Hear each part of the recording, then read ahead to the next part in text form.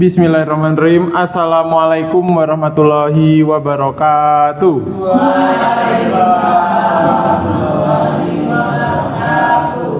Alhamdulillahirabbil alamin. Puji syukur kita panjatkan kehadirat Allah Subhanahu wa taala, karena atas rahmat dan karunia-Nya kita dapat berkumpul dalam majelis ilmu ini dalam keadaan sehat walafiat. Alhamdulillah. Amin.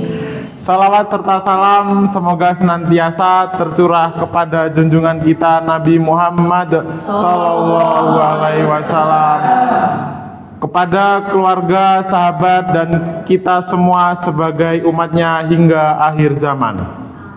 Hadirin yang dirahmati Allah, pada kesempatan yang berbahagia ini kita akan mendengarkan kajian yang akan disampaikan oleh Ustazah Anissa dengan tema memanfaatkan waktu luang di bulan Ramadan. Kepada beliau waktu dan tempat kami persilahkan.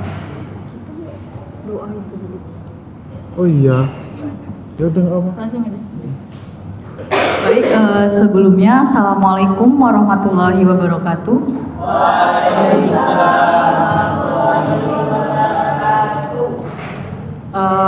Baik, di sini izinkan saya ingin menyampaikan materi tentang memanfaatkan waktu luang di bulan Ramadan.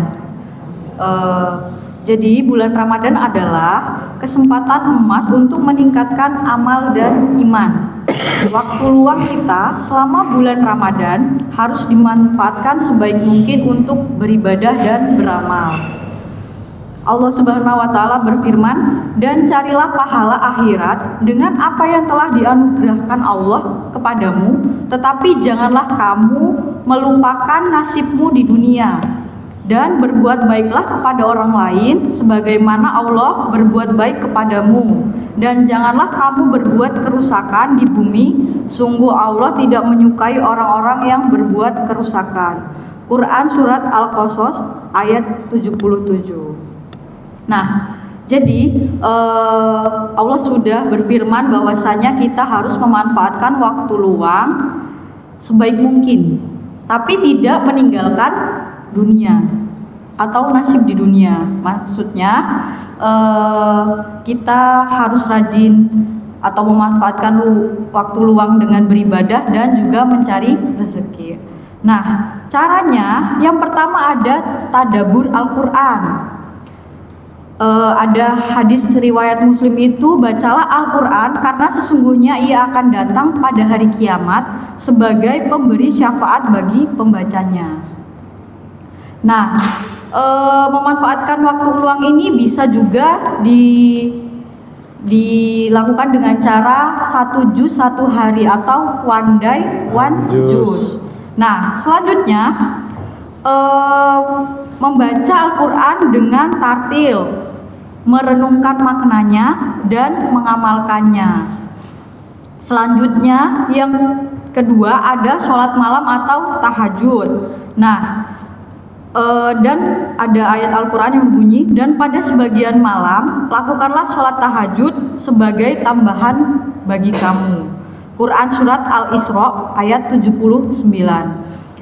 Kemudian ada hadis menyatakan bahwa sholat yang paling utama setelah sholat fardu adalah sholat malam. Hadis riwayat Muslim. Nah, di sini dengan memanfaatkan waktu luang di bulan Ramadan bisa dilakukan dengan minimal 2 rakaat per malam. Jadi kan sholat tahajud itu bisa 2 rakaat, 4, 8 dan seterusnya. Minimal kita terapkan 2 rakaat per malam. Selanjutnya sedekah, yang ketiga itu ada sedekah. Nah, ayat Al-Quran menjelaskan bahwasanya, dan infakkanlah hartamu di jalan Allah, dan janganlah kamu menjatuhkan diri sendiri ke dalam kebiasaan dengan tangan sendiri, dan berbuat baiklah, sungguh Allah menyukai orang-orang yang berbuat baik. Quran Surat Al-Baqarah ayat 195. Nah, Yang pertama tadi kan ada tadabbur Al-Quran, yang kedua ada sholat malam, yang ketiga sodako. Ada hadis riwayat Tirmizi menyatakan sedekah dapat menghapus dosa sebagaimana air memadamkan api. Nah, kita bisa targetkan sedekah itu kalau keberatan 2.000 per hari ya, bisa juga 10.000 per hari. Kan ada sedekah subuh, kemudian sedekah dengan orang-orang yang membutuhkan seperti fakir dan miskin, kemudian dan infak sedekah lainnya seperti lazismu dan sebagainya. Nah, yang keempat, sedekah itu tidak hanya uang ya, bisa juga dengan membagikan makanan berupa takjil, kemudian atau barang yang dibutuhkan. Misalnya di suatu daerah terjadi bencana, nah kita bisa juga menyedekahkan barang yang kita punya, atau kita menyedekahkan baju, pakaian, makanan, kemudian peralatan kesehatan juga bisa. Nah, yang keempat, memanfaatkan waktu luang itu ada belajar ilmu agama. Nah, contohnya kita kajian pada hari ini juga contoh belajar ilmu agama, kita sama-sama belajar. Ada ayat Al-Quran yang menjelaskan bahwasanya bertanyalah kepada orang yang mempunyai pengetahuan jika kamu tidak mengetahuinya. Quran surat Al-Anbiya ayat 7. Nah, kalau hadisnya, mencari ilmu adalah kewajiban bagi setiap muslim. Nah, di sini kita bisa juga targetkan 1 jam 1 hari, minimal 1 jam per hari. Kalau kita lebih ya, Masya Allah, di Al-Ghifari ini kita kajiannya lebih dari 1 jam. Masya Allah. Allahu Akbar. Selanjutnya ada istighfar dan zikir. Tadi kan yang pertama ada membaca Al-Quran, ada sholat malam, ada sedekah, ada mencari ilmu, dan yang kelima ada istighfar dan zikir. Nah,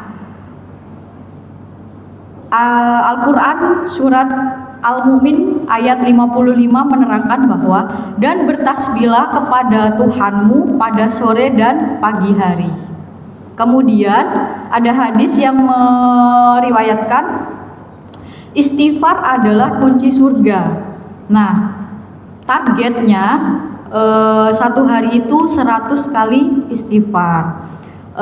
Ini sudah kita lakukan ya, karena kita sudah mengisi mutabaah di SMA ini. Nah, sebenarnya memang awalnya memanfaatkan waktu luang itu harus dipaksa, kemudian nanti terpaksa dan terbiasa. Selanjutnya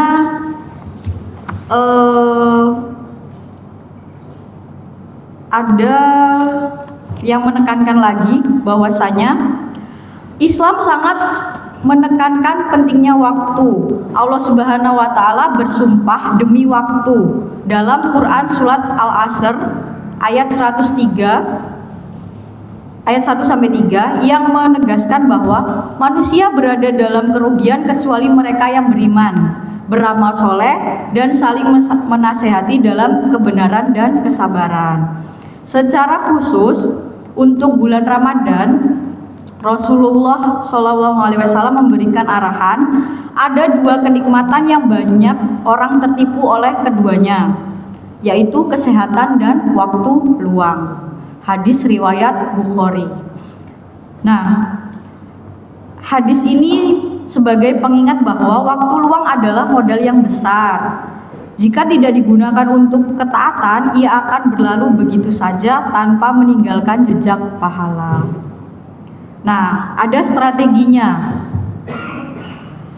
Agar waktu luang tidak terbuang percuma, ada hal-hal yang bermanfaat, yaitu manajemen ibadah produktif atau checklist ibadah. Kita bikin to-do list ya. Yang pertama, pada pagi hari setelah subuh, Ya kalau yang punya waktu luang ya dimanfaatkan untuk tilawah Al-Quran dan zikir pagi. Kalau memang tidak sempat ya setelah duhur, tidak sempat lagi setelah asar, tidak sempat lagi setelah maghrib, tidak sempat lagi insya Allah setelah isya. Nah kalau siang hari bisa juga kita masukkan waktu istirahat sejenak, namanya qailullah, agar energi cukup untuk ibadah malam. Tapi kebanyakan di daerah kita di negara Indonesia ini biasanya bulan Ramadan itu malah dibuat untuk tidur seharian. Itu yang tidak punya pekerjaan, tapi mungkin memang memilih hidup seperti itu. Tapi untuk kita yang tidak mau waktu luang kita hilang sia-sia di bulan Ramadan selama 30 hari, kan kita sekolah. Maksudnya sekolah untuk memperbanyak ibadah. Kita berpuasa, kita disuruh zikir, kemudian bertaubat. Hibah aja atau menggunjing temannya tidak boleh. Astagfirullahaladzim. Nah, istirahat itu idealnya bisa 15 menit sampai 30 menit saja, tapi kebanyakan kita bablas. Ya, sampai sore. Tapi kalau perempuan biasanya dimarahkan sama orang tuanya atau memang sudah naluri ibu akan bangun untuk menyiapkan masakan atau makanan untuk berbuka puasa. Nah, yang selanjutnya membantu orang lain.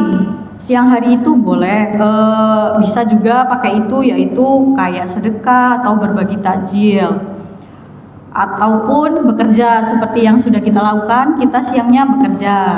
Nah, selanjutnya pada sore hari yaitu muhasabah diri dan menyiapkan kebutuhan berbuka atau membantu orang lain. Maksudnya membantu orang lain itu ya, kalau memang punya suami ya memasakkan suaminya. Kalau memang tinggalnya dengan ibu bapak masihan belum menikah ya bantu ibunya biar nggak dimarah. Atau kalau sendiri pun menyiapkan berbuka untuk diri sendiri, kayak anak kosan dan sebagainya. Nah kalau untuk malam hari biasanya memanfaatkan waktu luangnya kita setelah berbuka, kan ada kegiatan sholat tarawih ya di masjid. Kemudian setelah sholat tarawih bisa kita manfaatkan untuk tadarus atau qiyamul lail, tahajud tadi di 10 malam terakhir yang paling dianjurkan. Nah, itu saja yang dapat saya sampaikan. Apabila ada kurang dan lebihnya saya mohon maaf. Saya kembalikan ke moderator. Mati. Terima kasih Zahadisa. Jadi poin-poin dari materi tentang memanfaatkan waktu luang di bulan Ramadan yaitu antara lain banyak cara yang digunakan untuk memanfaatkan waktu luang, yaitu dengan cara tadabbur Al-Quran, dengan one day one juz, membaca dengan tartil. Terus berikutnya tahajud minimal 2 rakaat per malam, terus sedekah minimal 2.000 sehari dan kalau bisa lebih baik.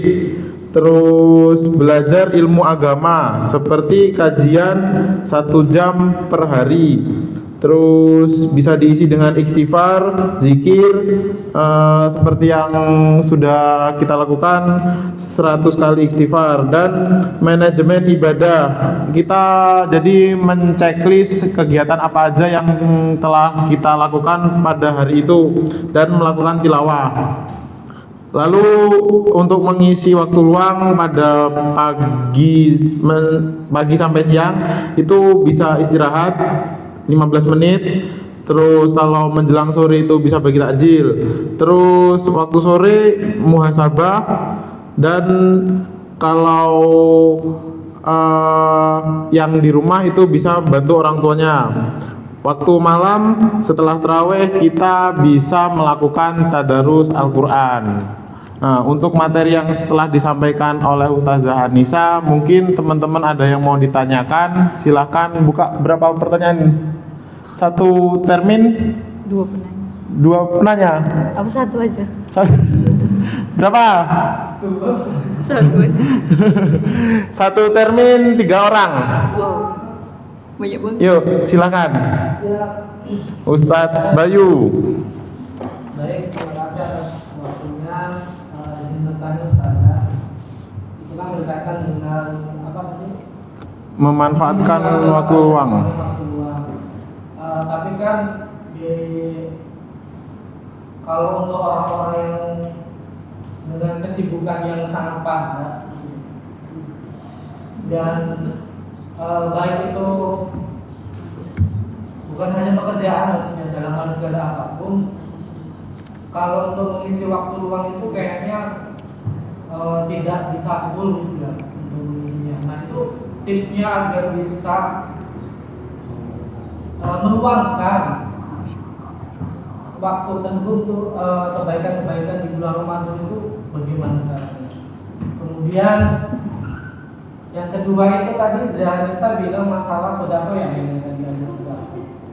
Nah kalau ada seseorang misalnya ini memang dari keluarga yang memang tidak mampu dalam hal finansial maupun tidak memiliki barang-barang. Tadi kan kalau sodako kalau nggak apa tadi dengan uang pakai barang-barang apa itu ya. Ya. Kalau kedua-duanya ini dia tidak memiliki, tapi dia ingin sodako, itu kira-kira sodako apa yang bisa disenyum berikan biar dapat mendatangkan pahala. Kalau kedua-duanya dia tidak punya, mungkin itu saja yang dapat saya tanyakan. Cukup untuk Ustadz Bayu. Mungkin untuk penanya berikutnya Ustazah Ara, silakan Zara. Ya, izin bertanya ya Ustazah. Jadi kan Ustazah Anissa mengatakan bahwasanya supaya lebih produktif kita bikin tulis gitu ya. Nah, biasanya itu kita cuma semangat di awal aja bikin tulis itu. Terus kalau bikin jurnal harian misal sholat subuh checklist, terus sholat duha checklist gitu-gitu, itu biasanya kita cuma bertahan 1 pekan gitu. Sedangkan kalau mau buat itu menjadi suatu kebiasaan, tadi yang kata Ustazah Anissa kan harus dipaksa, kemudian nanti terbiasa gitu ya. Jadi kebiasaan kita gitu deh. Nah, kira-kira gimana ya Zah tipsnya supaya kita bisa konsisten, gak cuma 1 pekan aja untuk bikin tulis sama juga jurnal harian itu. Asik saja. Berikutnya penanya yang ketiga Ustadz Irfan, Ustadz Tezar, Zahpuput, silakan. Loh.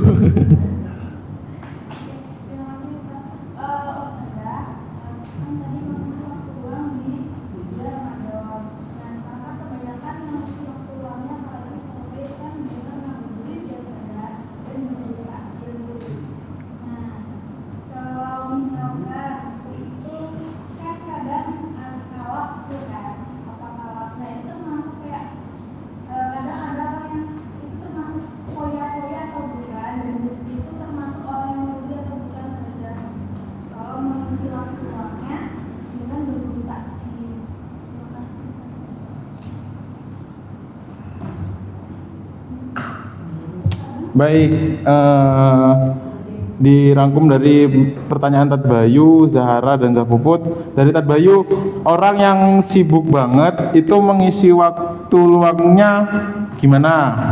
Terus untuk yang pertanyaan kedua dari Tad Bayu, kalau keluarga tersebut kurang mampu dari segi keuangan dan segi barang, misal kan tadi Zahanisa menjelaskan kita itu diminta untuk bersedekah berupa uang ataupun barang.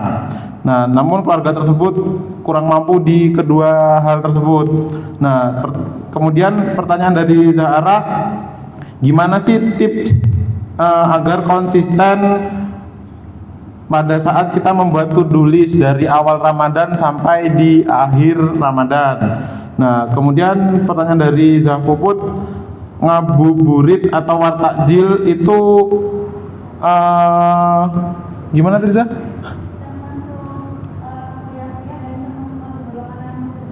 Oh, termasuk foya-foya atau golongan orang yang merugi? Bukan begitu. Silahkan Ustazah Anissa bisa dijawab.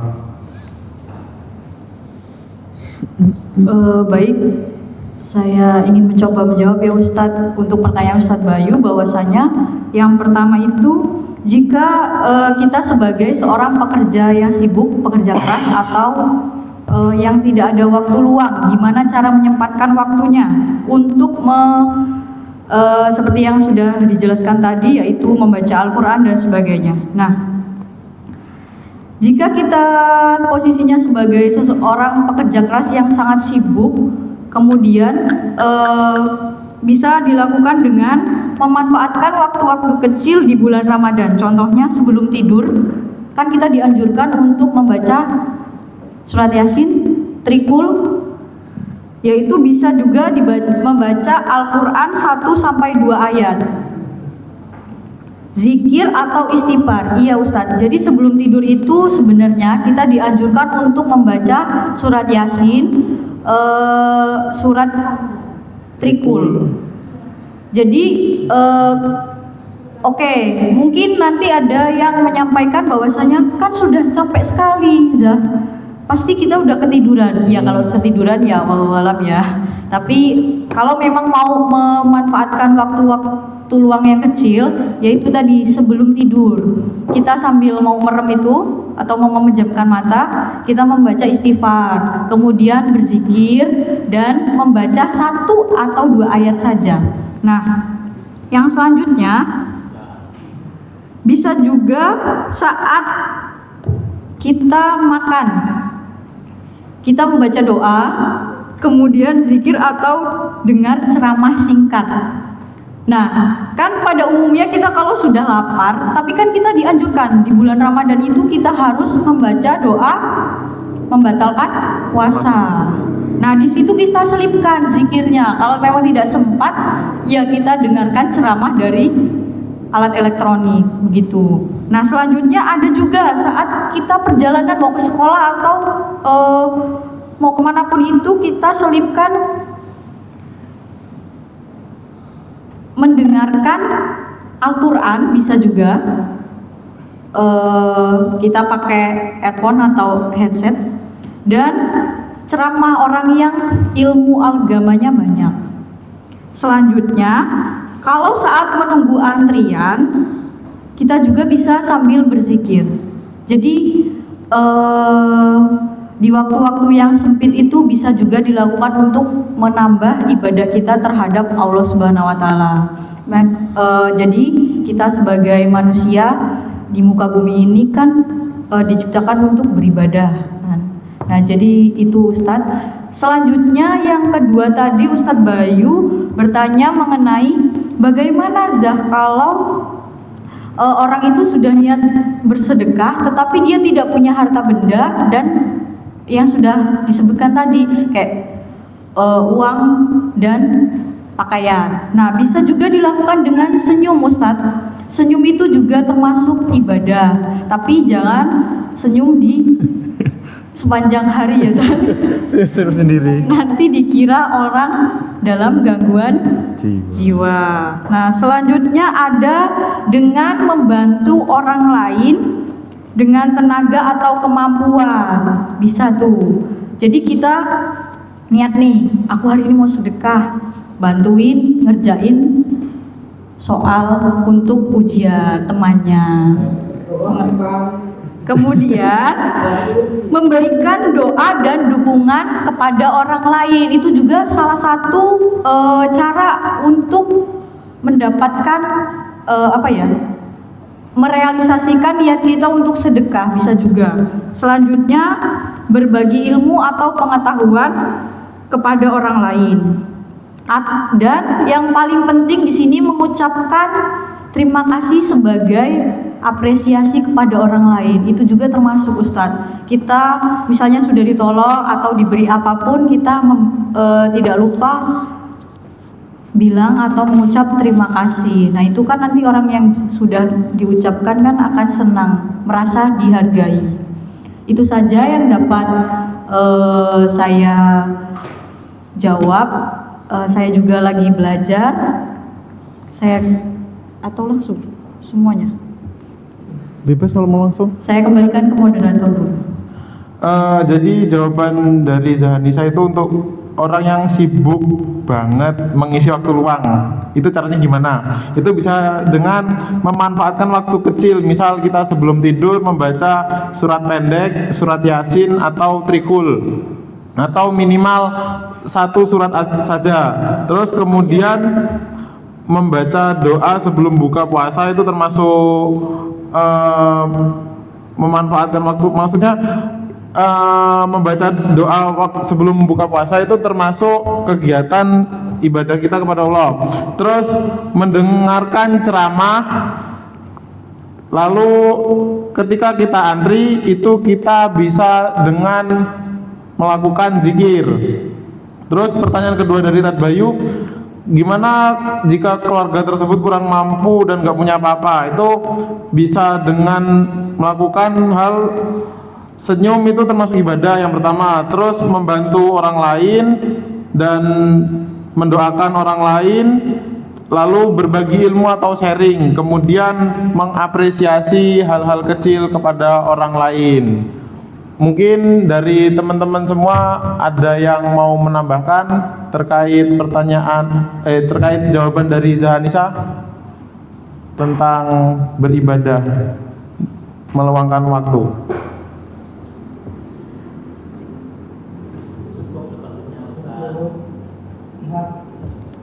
Cukup Ustadz Ustazah semuanya.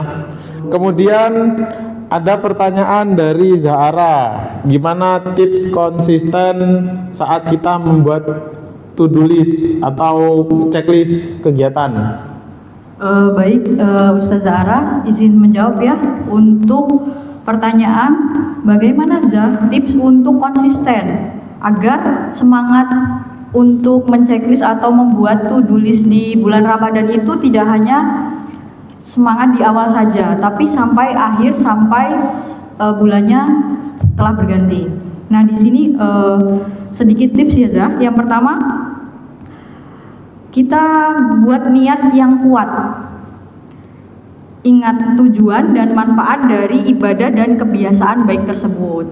Tapi namanya kita manusia ya Zah. Tapi dari awal niat kita harus kuat. Bahwasanya aku hari ini harus sedekah 10.000 satu hari. Hari ini aku harus sholat qiyamul lail 11 rakaat atau 8 rakaat itu. Yang selanjutnya mulai yang kecil dulu. Jangan terlalu berat tiba-tiba aku hari ini maksudnya to-do listnya dimulai dari yang ringan-ringan. Misalnya yang pertama, setelah sholat maghrib kita bisa membaca Al-Quran atau murojaah itu minimal berapa ayat gitu. Kecil dulu, lakukan yang kecil dulu, jangan tiba-tiba langsung saya nanti malam hari pertama, hari kedua, hari ketiga harus selesai qiyamul lail 8 rakaat. Berat itu Zah. Yang ketiga ya tadi membuat jadwal. Kemudian mencari teman. Nah, kalau kita beribadah punya teman itu kan lebih semangat ya. Contohnya kayak punya misalnya teman satu kosan yang memang benar-benar ingin beribadah khusyuk di bulan Ramadan, atau ibu, biasanya partnernya kan ibu ya. Kalau ayah kan agak canggung ya. Masa iya kita mau partneran sama ayah? Biasanya ibu, Bu, nanti bangunin ya, tolong bangunin untuk sholat qiyamul lail gitu. Ya nggak usah berat-berat dulu, 2 rakaat. Tapi itu kalau konsisten biasanya dia akan tertanam di diri kita bahwasanya oh berarti tiap malam otak kita akan merekam bahwasanya akan sholat 2 rakaat qiyamul lail. Selanjutnya jangan menyerah. Jika gagal jangan menyerah, coba lagi. Kemudian ada reward Zah. Kita punya reward untuk diri sendiri. Misalnya, aku minggu pertama, minggu kedua udah rajin nih, to-do listku udah terchecklist semua. Besok beli motor lah gitu. atau terlalu too much ya. Jadi kalau enggak kita makan fancy aja deh, di buka bersamanya di tempat yang nyaman, atau memang kita tuh punya hobi apa, misalnya padel, ya udah rewardnya padel. Kalau memang kita kita punya hobi yang ingin kita capai, biasanya kita semangat kan untuk melakukan hal-hal yang itu. Mukbang boleh, mukbang bisa juga.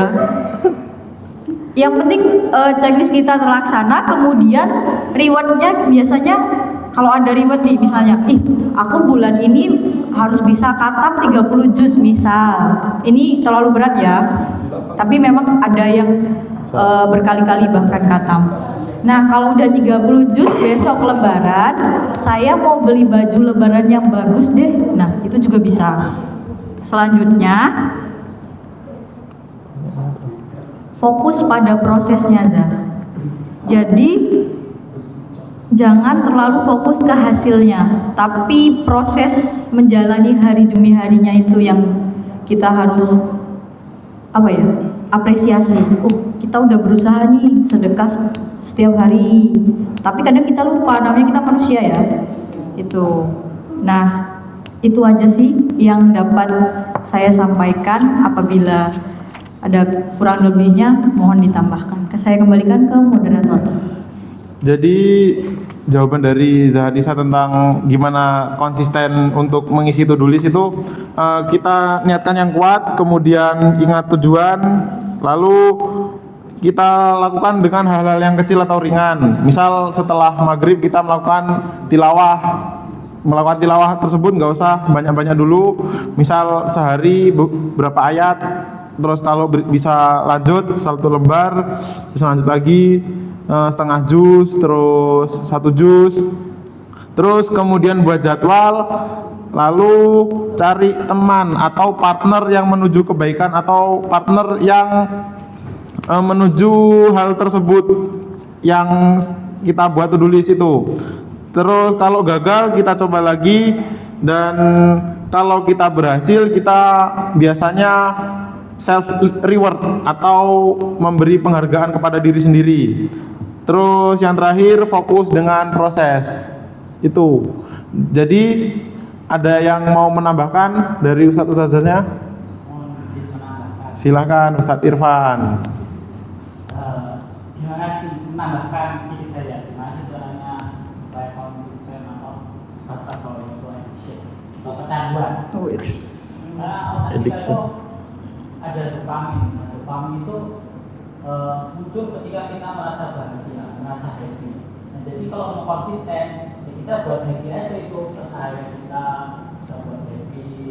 Apa yang di itu kita buat happy. Itu lama-lama akan kecanduan. Kayak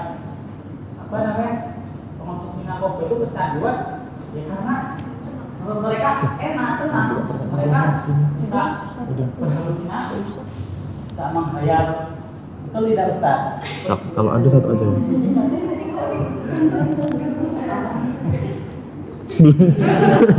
Belum Ustaz.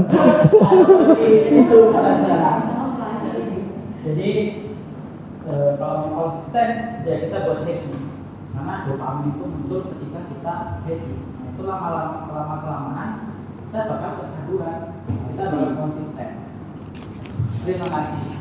Terima kasih Ustadz Irfan sudah menambahkan jawaban dari Zahanisa.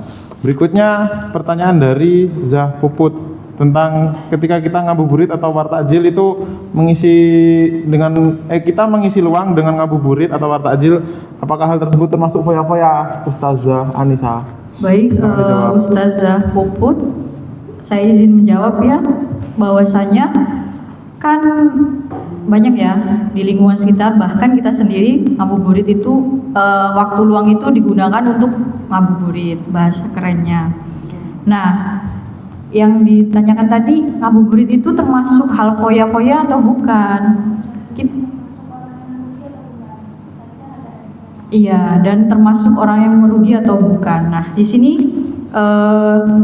saya mencoba menjawab bahwasanya kalau mengabuburitnya Ini konteksnya gimana dulu? Kalau hanya mencari takjil, boncengan sana sini, hahi, sampai maghrib, atau menghabiskan waktu dengan hal-hal yang tidak bermanfaat, menghabiskan bensin keliling desa, itu juga kan tidak manfaatkan ya. Kemudian berfoya-foya dengan makanan dan minuman. Maksudnya ini lapar mata, ada es buah dibeli, es jeruk dibeli, kolak dibeli, semua dibeli. Nah itu kan untuk foya-foya minum makanan dan minuman. Dan melakukan aktivitas yang tidak sopan atau tidak bermoral. Contohnya biasanya kita kalau naik motor bengok-bengok ya, teriak-teriak. Enggak sih. Hah? Iya kan, curhat di jalan, hahaha, gitu kan. Itu kan mengganggu ya. Kadang kalau enggak kita ngebut mau ditumbur orang-orang itu, karena kita mau takjil. Nah itu termasuk orang-orang yang merugi. Tapi kalau ngabuburitnya dilakukan dengan cara berbuka puasa bersama keluarga atau teman, maksudnya tuh kalian berangkat dari rumah menuju tempat itu, tapi diiringi dengan murojaah Al-Quran, kemudian berzikir atau beribadah bersama, atau melakukan aktivitas yang bermanfaat lainnya. Belajar ilmu agama itu tidak rugi dan tidak foya-foya. Jadi tergantung konteksnya Zah. Kalau yang cuma naik motor, bro itu dia termasuk orang yang merugi. Tapi kalau yang diselipkan dengan niatnya bagus, membaca atau murojaah, berzikir di jalan itu sambil zikir gitu bisa, insya Allah dia tidak merugi. Sebenarnya ngabuburit itu kan kita menunggu azan ya. Tapi namanya kita manusia, tidak menutup kemungkinan saya juga suka naik motor. Tapi enggak. Tapi kita belajar untuk menyelipkan kegiatan-kegiatan yang positif di dalamnya. Jadi enggak hanya naik motor, beli sana beli sini. Kita niatkan untuk berzikir, membaca Al-Quran, atau kita hafalan deh. Kan kita udah besar nih. Untuk hafalan itu kan susah ya, karena kita sudah memasuki masa dewasa. Kalau anak kecil itu hafalan masih mudah diingat. Kalau kita ya harus dihafal setiap hari, harus diulang-ulang. Misalnya kita mau hafal surat Al-Kahfi itu kan kita harus berminggu-minggu ya. Nah itu saja yang dapat saya jawab. Kalau ada kurang lebihnya saya mohon ampun, saya kembalikan ke moderator. Jadi jawaban dari Zahanisa tadi tentang berfoya-foya ketika kita membeli takjil, atau apakah hal tersebut merugi. Nah, jadi kalau kita membeli takjil dengan berlebihan, misal harusnya 1 porsi tapi itu kita beli 3 porsi, itu kan berlebihan, itu termasuk merugi dan foya-foya. Terus ngabuburit yang tidak merugi itu bisa dilakukan dengan cara kumpul keluarga. Jadi misal kita ajak satu keluarga untuk ke rumah makan, dan kan kita biasanya udah sampai di rumah makan itu kan belum azan. Nah, jadi sama keluarga itu bisa dengan mendengarkan ceramah atau murajaah gitu. Mungkin dari Ustadz Ustazah bisa menambahkan. Ustadz Irfan cukup. Ustazah yang lain? Atau ada pertanyaan lagi? Cukup. Demikianlah untuk ceramah hari ini yang telah disampaikan oleh Ustazah Anissa. Semoga apa yang kita dengarkan dapat menambah ilmu, memperkuat iman, dan bisa kita amalkan dalam kehidupan sehari-hari. Apabila ada kekurangan dalam penyampaian, kami mohon maaf. Wassalamualaikum warahmatullahi wabarakatuh. Waalaikumsalam warahmatullahi wabarakatuh.